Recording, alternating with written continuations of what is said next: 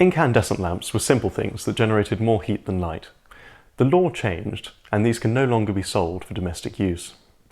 LED lamps are the obvious replacement, but there are so many varieties, and prices can vary from £2 to more than £22. Here we try to demystify the specifications and explain the value of good lamps. Starting with lumens, or brightness, you might expect that brightest is best, but be careful. For the most part, the old halogen lamps, here, had the same beam angle and were therefore very easy to compare. LEDs come in a range of beam angles. A narrow beam angle concentrates the light energy into one spot, so it measures brighter than one with a wider beam angle. Most of the time, in a domestic setting, people tend to prefer lamps with a wider beam angle. You might be comparing two LED lamps that have the same beam angle and a similar light output, but you find that one is 3 or 4 times as expensive as the other. Why is this? Well, light quality is so often a criticism of low-energy lamps. White light is made up of all of the colours of the visible spectrum.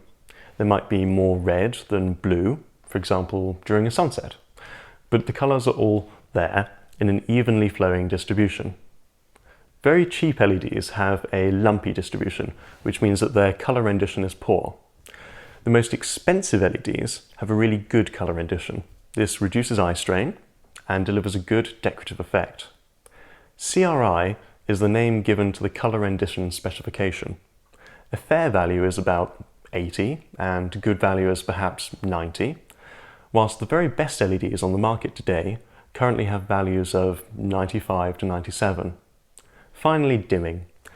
Halogen lamps dimmed because they received lower energy, but LEDs use so little energy that they have to be equipped with sensing circuits that track the dimmer.